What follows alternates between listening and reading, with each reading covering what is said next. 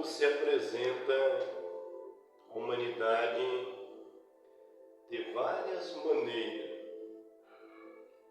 João diz que ele é a luz do mundo, que ilumina o homem que está em trevas.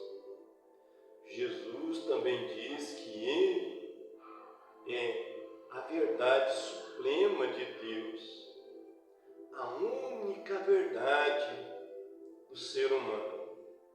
Também se apresenta como pão da vida, um alimento que sustém a vida.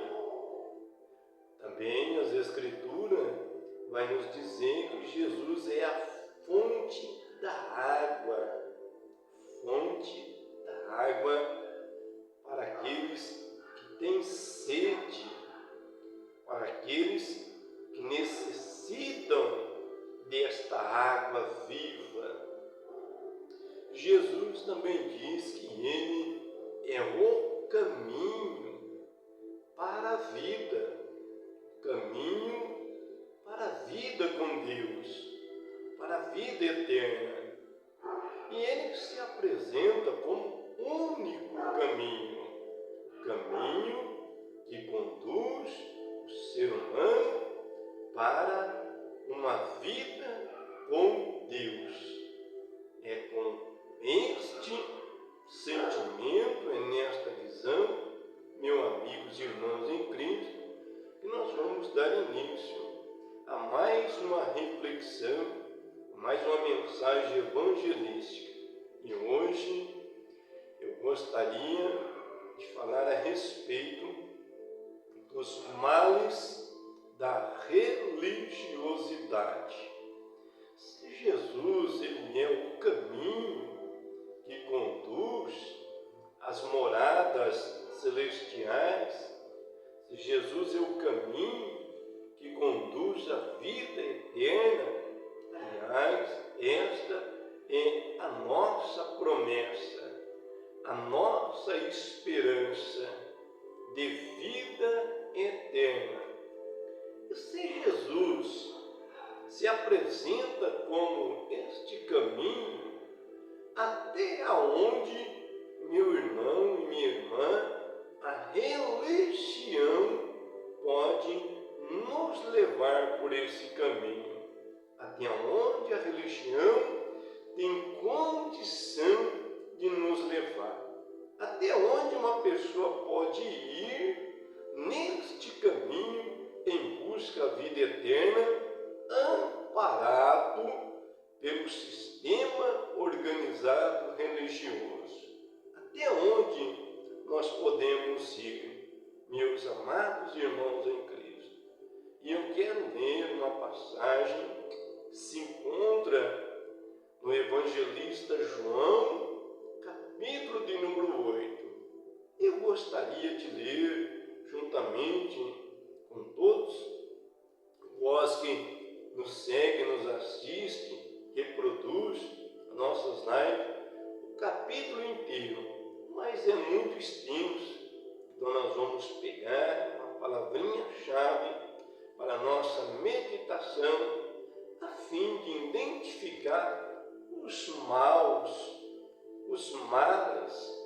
ocasionados por um sentimento religioso, por uma vida religiosa, para que a gente consiga identificar até onde a gente consegue ir por esse caminho em busca da vida, até onde a religião tem condição de nos levar, meus amados irmãos em Cristo Jesus.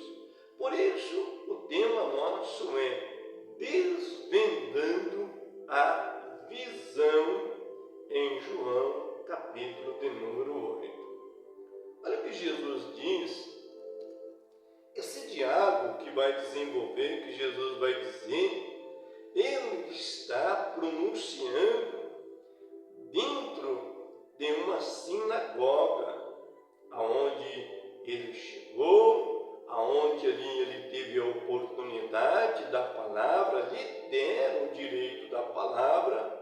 Aliás, é importante dizer que nas sinagogas não era essa bagunça que é hoje no sistema religioso, que alguém contrata pregador, que todo mundo prega, todo mundo fala, né, ao mesmo tempo, todo mundo pula, todo mundo dança, todo mundo faz o que quer na hora do culto. Aqui não, o sistema é organizado, muito mais organizado que o nosso. Nas sinagogas, somente os mestres poderiam se apoderar do pergaminho ou poderia falar aos que ali estavam. Precisaria ter ali o seu doutorado, precisaria ali ter o seu atestamento de mestre, alguém que é capacitado a ensinar, alguém que é capacitado a instruir. Nessa época, a aprovação dos mestres era feita por um conselho que faria várias perguntas a respeito da lei a esta pessoa que, por sua vez, estudou ali nas escolas de profeta, estudou os pergaminhos, estudou a palavra, e passando ali pelo crivo desse conselho eclesiástico, ele ganhava então a sua carteirinha, por assim dizer, né? Ganhava então o direito, o título de mestre, e daí então em diante poderia fazer uso da palavra para instruir as pessoas. Jesus, embora considerado mestre de uma forma afrontosa, eles afrontavam Jesus, e aqui, exatamente aqui, eles estavam a fim já de matar Jesus, já de lançar mão sobre Jesus pelas coisas que Jesus falava, que eles já estavam ali odiando Jesus, já estavam aqui nesta passagem já à flor da pele ali com relação a Jesus. Muito embora Jesus estivesse ali e eles estivessem com raiva e tentavam então pegar Jesus na sua contradição, pegar Jesus ali por uma blasfêmia, né, que não era tolerado, blasfêmia era julgado e condenado à morte. Então Jesus está tendo esse diálogo, e é um diálogo extenso, é um diálogo entre áspera e farpas, mas Jesus está ali com toda a humildade e mansidão. E olha o que Jesus diz quando eles estão indagando, estão rejeitando, estão ali resistindo a falar o Evangelho de Jesus. Jesus diz, então Jesus disse novamente, eu vou pelo meu caminho, eu vou pelo meu caminho, e buscar-me-eis, e morrereis nos vossos pecados. Para onde eu vou, vós não podeis ir. Então disseram os judeus que ali estavam, será que ele vai matar-se a si mesmo? Por que ele diz estas coisas? Compungiram seus corações e começaram a comentar um com o outro, dizendo, está louco, esse homem é um homem desnorteado. O que ele quer dizer com estas palavras? Para onde ele vai? O que ele vai fazer? E por que a gente não vai poder seguir ele? E onde é que a gente vai buscar e não vai encontrar? Ou se dizia, por acaso ele vai se matar? Porque esse homem está louco, era assim. Esta era a imagem que ele tinha de Jesus. E Jesus, conhecendo a natureza de seus corações, lhe disse, para onde eu vou, vós não podeis ir. E eles diziam, vós sois de baixo cima. Vós sois deste mundo, eu não sou deste mundo. Por isso eu vos disse que morrerei em vossos pecados. Porque se não credes que eu sou Ele, morrereis em vossos pecados. Jesus está ali convencendo o mundo da sua pessoa. Jesus está dando revelações àqueles homens a respeito de onde ele vem, do porquê que ele veio e o que é que ele veio fazer. E ele diz: olha, eu não sou deste mundo, mas eu vim, isso que Jesus está dizendo, eu vim a este mundo, para que o meu mundo seja implantado entre vós. Ou seja, Jesus desceu dos céus, como diz as Escrituras, deixou a sua vida celestial, uma vida gloriosa, se fez carne, nasceu do ventre de Maria e habitou no nosso meio, no campo terreno. A palavra de Deus também diz que ninguém pode subir aos céus, senão aquele que desceu dos céus.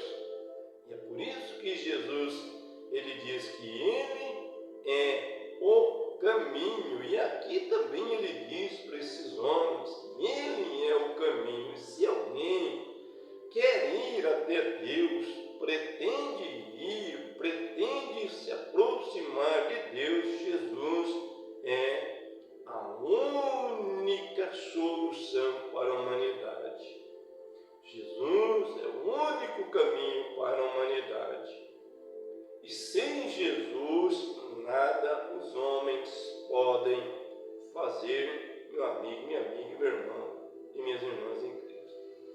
E é por isso que nós nos perguntamos até onde a religião pode nos conduzir, se Jesus é o único caminho que conduz. Esses homens que estão pretendendo matar Jesus são os religiosos de suas épocas. E a religião, ela tem sido o grande berço da humanidade. Eu creio, eu acredito que muitos, ao adentrarem na organização religião, no sistema organizado da religião, muitos começam pelos motivos corretos, muitos começam pela a maneira correta, pela busca correta, que é ouvir falar de Jesus, se sensibilizaram com Jesus, foram então constrangidos com esta fala e aceitaram Jesus como seu Senhor, como seu Salvador, ingressaram em um sistema religioso, foram batizados e iniciou-se o caminho, mas muitos se perdem ao longo deste caminho. Se perdem porque desviam-se do principal evangelho para um evangelho que a palavra de Deus o considera maldito. Considera maldito porque é um evangelho de morte, um evangelho que mata as pessoas. Como o apóstolo Paulo advertiu os irmãos que estavam desviando do verdadeiro evangelho de Cristo. E o apóstolo Paulo diz que mesmo que um anjo do céu nos apresente outro evangelho, qual não seja o evangelho do reino, o Evangelho de Jesus Cristo, nós devemos rejeitar, renunciar, porque é um Evangelho de morte. Ele cauteriza as pessoas, engana as pessoas, ilude as pessoas e distancia as pessoas do caminho verdadeiro que Jesus Cristo nos impõe, nos mostra, nos doa, nos conduz. Esses homens são os religiosos de suas épocas. E por que é tão perigoso esse sentimento religioso? Lembra de que Jesus ensina os seus discípulos e Jesus, ele atesta que muitos serão mortos e aqueles que os matarem estarão pensando, estas pessoas que crucificaram Jesus, que mataram os seus discípulos, eles pensavam estar prestando um favor a Deus, um trabalho a Deus. Eles cuidavam estar agradando a Deus. E esse sentimento, meu irmão e minha irmã, é perigoso. Porque com esse sentimento, nós ferimos, nós maltratamos. Quando eu digo nós, é a igreja que se deixa levar por esse sentimento, o qual muitas das vezes nós estamos também, mercê desse sentimento de justiça, de cuidar, estar fazendo um favor a Deus, mas nós podemos estar ferindo os seus princípios, ferindo os princípios de Jesus Cristo, que é amar, respeitar, honrar. Isso que Jesus ensina, o que eu quero para mim, eu devo estar disposto também a fazer com o meu irmão. Não é uma corrida onde estamos em busca do primeiro pódio, não. Na visão de Deus, os eleitos são iguais, meu irmão e minha irmã. E aqui não tem grego, nem troiano, nem judeu e nem gentil. Somos todos um povo só. O povo da velha e da nova aliança, uno em Cristo. Só existe uma igreja, a igreja cristocêntrica, a igreja de Jesus Cristo. Só existe uma religião, a religião de Deus, a religião que foi nos revelada por meio do Evangelho. Por meio do Evangelho. E observe que estes homens, cuidando de estar fazendo um favor a Deus, eles mataram. Eles cometeram as maiores atrocidades, cerraram os discípulos ao meio, decapitaram, enforcaram, frechearam, atiraram fogo, tudo em nome de uma religiosidade, tudo em nome de uma organização religiosa. E muitos hoje ainda estão cometendo tais erros em nome de um sistema religioso organizado. Meu irmão, minha irmã, meu amigo, minha amiga, em Cristo Jesus. E é isso que Jesus ele veio fazer neste mundo. Ele veio implantar o seu reino, o reino dos céus nas nossas vidas, por meio da sua palavra, por meio do seu Evangelho. Quem aqui que não conhece apóstolo Paulo também era uma pessoa religiosa e ele era tão insensível a Deus que, assistindo ao apedrejamento de um jovem chamado Estevão, não teve nenhum sentimento por aquela situação. Ele assistiu e aquele sentimento religioso cuidava estar fazendo um trabalho para Deus. Um trabalho para Deus. E Jesus, meu irmão e minha irmã, é Ele que tem chave. É Ele que tem condição de nos levar. Eu quero fazer uma alusão aqui, dentro desse contexto, até onde a religião pode nos levar, se o caminho é para a vida eterna. Imagine que você tenha um patrão, aquele patrão chegado, amigo, que você considera bastante, que você considera ele como parte da sua família. E esta pessoa chega em você e lhe presenteia, diz: olha, eu vou lhe dar um presente.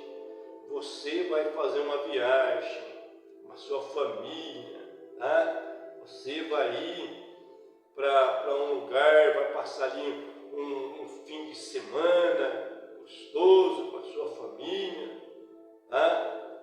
Muito bem. E você está alegre. Ele diz: olha, tal dia você não precisa vir trabalhar, não.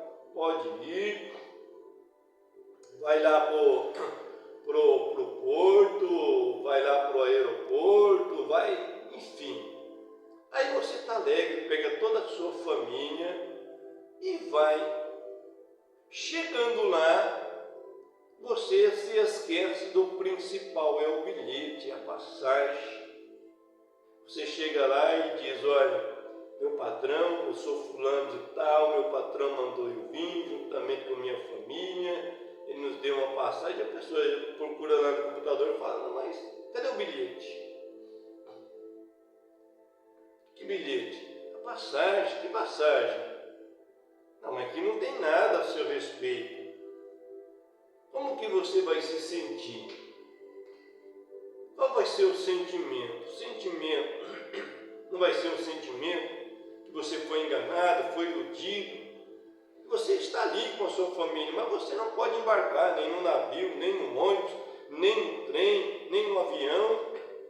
Seu patrão te deu a passagem, seu patrão lhe deu a folga e você está ali, mas não tem nada pago.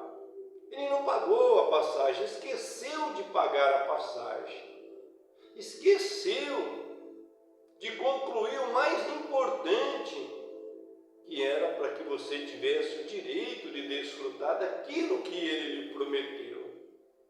Esse patrão pode muito bem ser considerado a igreja, a organização, que às vezes nos promete tanto, mas no final não tem a condição de concluir. E isso é perigoso, meu amigo, minha amiga, meus irmãos em Cristo. Quando Jesus ele vem a este mundo, ele deixa o reino celestial. Outra questão que eu quero fazer, olha aqui, a oração que Jesus faz, a oração do Pai Nosso também nos ajuda bastante na compreensão desta nossa meditação, desse nosso evangelismo. Olha o que ele diz. Aqui Jesus está dizendo que ele não é deste mundo. João diz, nos seus primeiros versículos, que Jesus, ele é antes da fundação do mundo e que por meio de Jesus todas as coisas foram feitas. Sem a participação de Jesus Cristo, nada poderia ter sido feito. Jesus, ele é apresentado por João desta forma. E João diz: olha, eu vim para que vocês creiam e acreditem nele. E lá em Zacarias também vai nos falar a respeito de Jesus. O Evangelho vai dizer que Jesus, ele é apresentado por João e que João tem esse papel de preparar o caminho de Jesus. Preparar como alguém que anuncia a vinda de um rei. Já falamos isso. O rei, quando ele vai se apresentar em público, alguém anuncia: olha, é vindo o rei Davi, é vindo o rei tal, é vindo a pessoa tal. E assim, todos os líderes mundiais, quando se apresenta quando vai falar em público, ele é apresentado primeiro pelo seu porta-voz.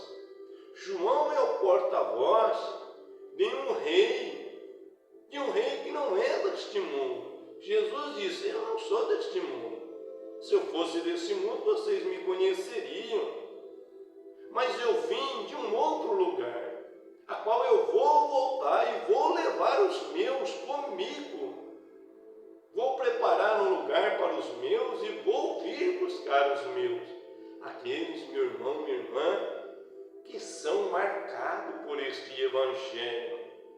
O Evangelho de Jesus Cristo, não o Evangelho organizado da religião. Quando ele ora, ele diz: Pai nosso que estás nos céus. Olha a elevação.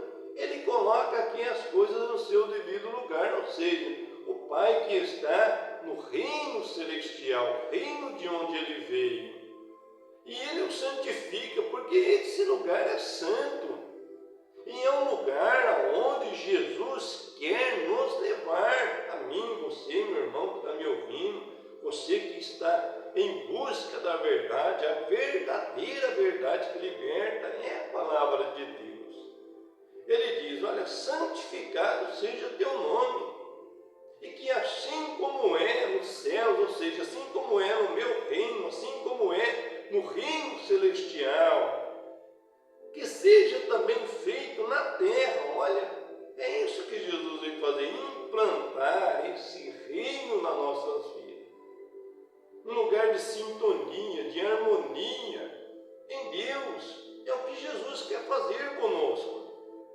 Nos libertar, nos livrar desse cárcere que a religião nos impõe, porque por meio de uma vida religiosa muitos estão matando, ferindo, julgando, condenando as pessoas. Talvez você seja mais um ferido, talvez tenha sido até condenado por esse sistema mundo dito religião, porque a religião pertence ao mundo. Aliás, se tem uma coisa que o diabo não está preocupado é com a religião, porque a religião se tornou um cárcere poderoso de trevas, onde pessoas julgam, onde pessoas discriminam umas às outras, onde pessoas ferem umas às outras, porque cuidam ser santos, exercem uma santidade hipócrita, porque ainda estão obscurecidos por trevas, ainda estão aprisionados nessas trevas, nesse cárcere religioso, tão quanto esses homens estavam. Mataram a Cristo, crucificaram, mataram os seus discípulos, perseguiram a igreja, entre eles o próprio apóstolo Paulo, que antes da sua conversão era carregado de dogmas religiosos. E Jesus diz: olha, que assim como é aí, Pai, seja feito aqui também. E que esse reino venha, que esse reino floresça, que esse reino cresça entre a humanidade. É isso que ele está dizendo, meu irmão e minha irmã. Quando ele ora, faz a oração do Pai Nosso. E ele ainda diz: olha, perdoa-os. Perdoa-nos, ó Deus, porque todo mundo quer ser perdoado, mas você reparou que ninguém quer perdoar ninguém? Essa é a vida religiosa, onde todos estão em busca de perdão no coletivo, mas quando é no pessoal, na liberação, olha bem para a gente concluir: perdoa-nós como eu perdoo. Você consegue fazer essa transposição? Nós todos queremos ser perdoados, mas ninguém quer perdoar ninguém. E Jesus diz: sem perdão é impossível. Sem perdão é impossível. Meu amigo, minha amiga, meus irmãos em Cristo, nós vamos deixando essa reflexão. Amanhã voltaremos no mesmo assunto, desvendando a visão, falando desse mistério. Até quando a sua vida religiosa, até aonde a sua vida religiosa pode te levar, até onde o seu sistema organizado religioso pode te levar nesse caminho em busca da vida. Jesus é o caminho, Jesus é a fonte de vida, Jesus é a luz dos homens, Jesus é a salvação do mundo, Jesus é o pão da vida, Jesus é a fonte da água viva. E aí eu te pergunto, até onde a sua vida religiosa, ou até onde você chegou, ou você está parado no meio do caminho por conta de uma desistência, de uma falência espiritual. Saiba que Jesus, ele veio para gerar vida naqueles que estavam mortos para Deus. Jesus, ele quer, ele pode e ele vai. Se você dar lugar, se você deixar, se você abrir as portas, então acontecerá também na sua vida, meu irmão. Conhecereis a verdade e a verdade, pura e cristalina, vos libertará. Nós voltamos no mesmo assunto, mas Vida na Palavra, com o tema Desvendando a Visão, para que você também, meu irmão e minha irmã, seja beneficiado por esta graça maravilhosa chamada Reino de Deus, Reino dos Céus, por meio de Jesus Cristo. Deus seja louvado, Deus abençoe a todos e eu saúdo a todos com a santa paz do nosso único e suficiente Salvador, Jesus Cristo.